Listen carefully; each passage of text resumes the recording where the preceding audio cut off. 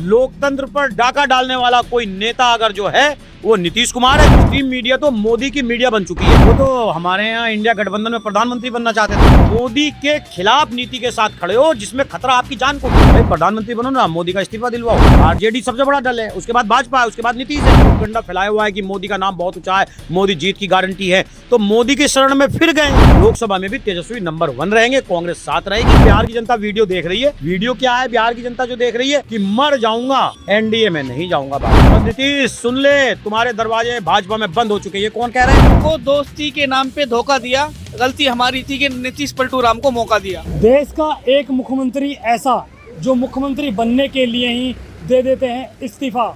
हम बात कर रहे हैं बिहार की। बिहार के अंदर मुख्यमंत्री नीतीश ने दोबारा से फिर इस्तीफा दे दिया है और अब वो भारतीय जनता पार्टी के साथ में सरकार बनाने जा रहे हैं। ऐसे में गाजियाबाद की जनता बिहार की राजनीति को किस तरह से देखती है, इन सब मुद्दों पर बातचीत करेंगे और जानेंगे। तो चलते हैं, जानेंगे जनता बिहार की राजनीति को किस तरह से देखती है। बिहार में इन दिनों जो नीतीश जी हैं वो चर्चाओं में हैं। इस्तीफा उन्होंने दे दिया है, बीजेपी के साथ वो सरकार बनाने वाले हैं, क्या कहेंगे? ना मुझे तो हंसी आ रही है। सरकार बनाने वाले नहीं है, मुख्यमंत्री के लिए नहीं जा रहे। आपने कहा मुख्यमंत्री बनने जा रहे हैं। वो तो हमारे यहाँ इंडिया गठबंधन में प्रधानमंत्री बनना चाहते थे। अच्छा, वो तो प्रधानमंत्री का चेहरा अपने आप को घोषित कर रहे थे। संयोजक इंडिया गठबंधन का घोषित करवाना चाह रहे थे और प्रधानमंत्री की मैं बनूं, इसलिए उन्होंने सबको इकट्ठा करने की कोशिश की थी। अब वो मुख्यमंत्री बनना जा रहे हैं, तो मुझे तो समझ में नहीं आ रहा मैं बोलूं क्या उनके बारे में।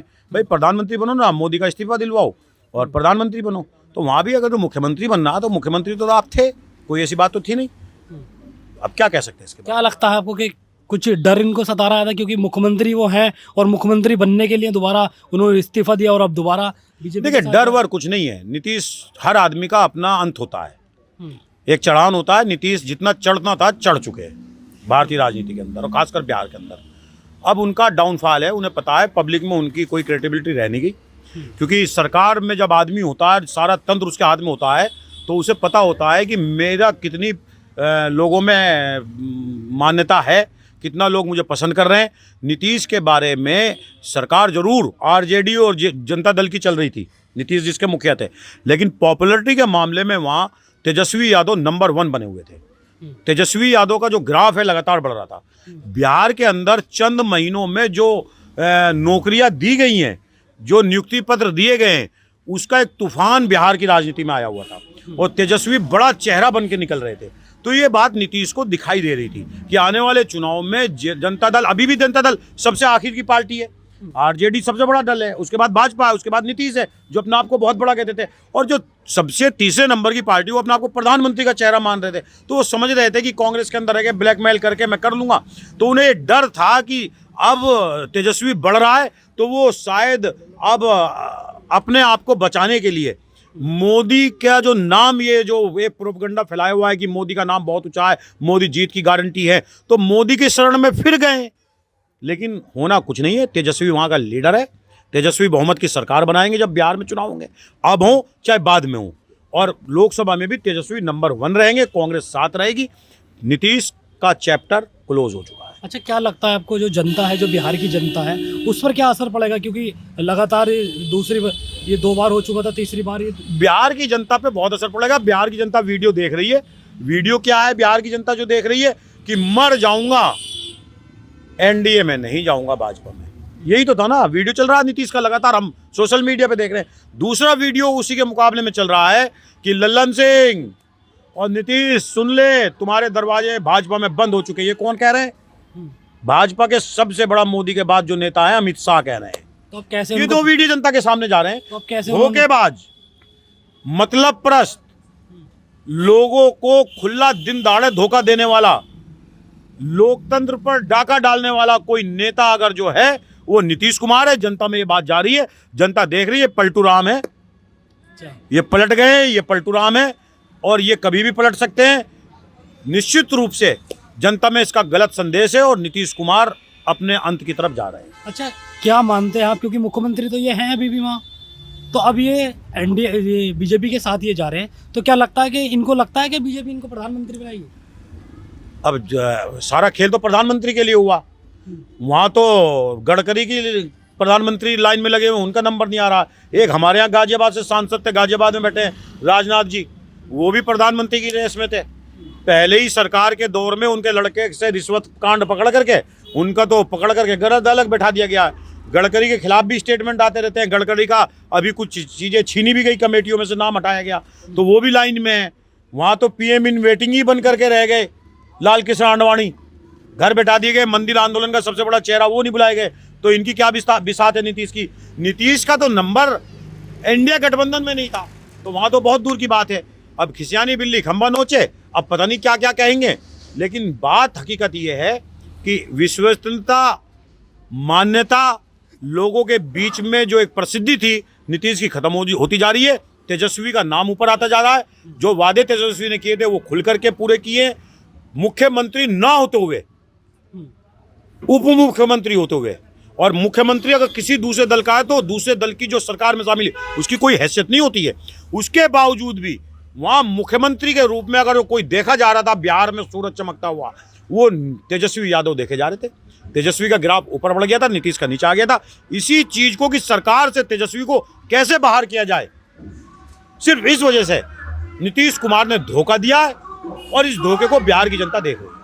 अच्छा, कहीं ना कहीं जिस तरह से आपने बताया, जो तेजस्वी यादव हैं, लगातार वो युवाओं के लिए रोजगार पर बात कर रहे थे, शिक्षा पे वो बात कर रहे थे, तो कहीं ना कहीं नीतीश जी इससे डर गए, इससे डर के उन्होंने। नीतीश देखो, दिमागी तौर पे नीतीश का संतुलन ठीक नहीं है। सरकार जरूर कांग्रेस ने इन्होंने गठबंधन में बना ली थी, इसमें कोई दो राय नहीं है। नीतीश हमेशा विकास की बात नहीं करते, जात बिरादरी की बात करते हैं। नीतीश लोगों को रोजगार देने की बात नहीं करते। अगर नीतीश की लंबे समय से सरकार थी, अगर इस लंबे समय के सरकार में बिहार का युवा बेरोजगार हुआ है और बिहार के युवाओं ने पहली कलम से लाखों नौकरी की बात सुनी तेजस्वी के, और उस पर सबसे बड़ा दल बना करके लालू के लड़के को खड़ा किया है, तो इसका मतलब पिछली जो सरकार नीतीश की चल रही थी वो विकास की, नाली खड़ंजों की, लोगों के रोजगार की, लोगों को सहूलत देने वाली योजनाओं की बात नहीं थी उसमें। निश्चित रूप से तेजस्वी एक होनहार लड़का है, और तेजस्वी अपने विकास के एजेंडे को, जो राहुल गांधी का सबसे बड़ा एजेंडा है, मंदिर मस्जिद ना धर्म नहीं, ये सबकी आस्था का विषय है, इस एजेंडे को तेजस्वी आगे बढ़ा रहे थे।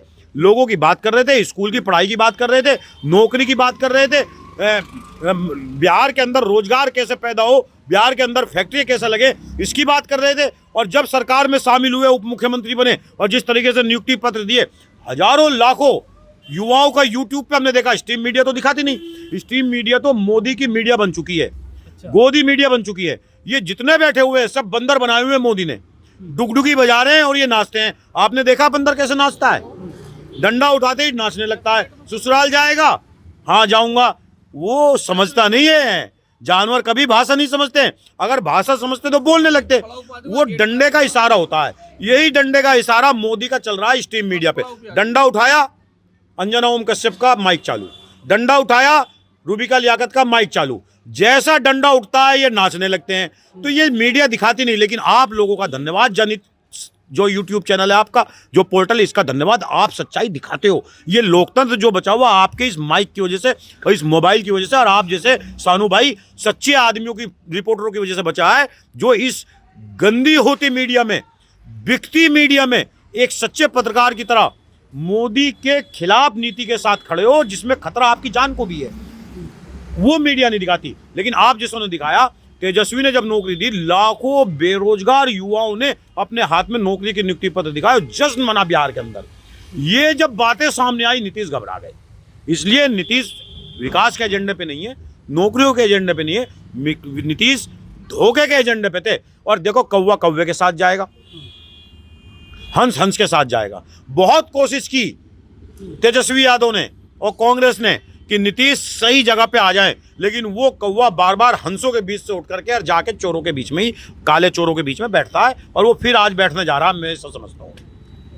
अच्छा, तो और भी कुछ लोग मौजूद हैं, उनसे बातचीत करेंगे। क्या नाम है आपका? हुमायूं मिर्जा। अच्छा, क्या देखते हैं जो बिहार के अंदर जो राजनीति चल रही है, नीतीश जी ने मुख्यमंत्री की पद से शपथ जो है इस्तीफा दे दिया है, अब दोबारा शपथ लेने जा रहे हो मुख्यमंत्री। देखिए, इनके लिए क्या कहा जाएगा, पलटू राम है वो, पहले उनको पलटू राम का तमगा मिला हुआ है। दूसरा ये है, दोस्त को दोस्ती के नाम पे धोखा दिया। गलती हमारी थी कि नीतीश पलटू राम को मौका दिया, क्योंकि उनके तो ब्लड में ही धोखेबाजी है। इसी साल 1 साल के अंदर अंदर तीसरी बार मुख्यमंत्री बन रहा है। उनको जो है जो विकास आरजेडी और कांग्रेस की जो महागठबंधन की सरकार थी जो विकास कर रही थी, वो विकास की राजनीति उनको अच्छी नहीं लग रही थी। दूसरा, वो धोखेबाज पहले से ही हैं। बात रही उनके मुख्यमंत्री की, तो मुख्यमंत्री तो वो जब हमारे गठबंधन में तब भी थे, अब कौन सा वो प्रधानमंत्री बन जाएंगे? नहीं, उनको तो लगता है ना इसी वजह से वो गए कि क्योंकि यहाँ पर उनको प्रधानमंत्री के तो वो अपने आप को दावेदार समझ रहे थे, लेकिन इसी वजह से वो जो है छोड़ के गए महागठबंधन। अभी हमारे भाई ने बताया, नसीम भाई ने, जैसे 2 कैंडिडेट नितिन गडकरी जी और माने राजनाथ सिंह जी पहले भी वेटिंग में थे, उनकी वेटिंग कट गई।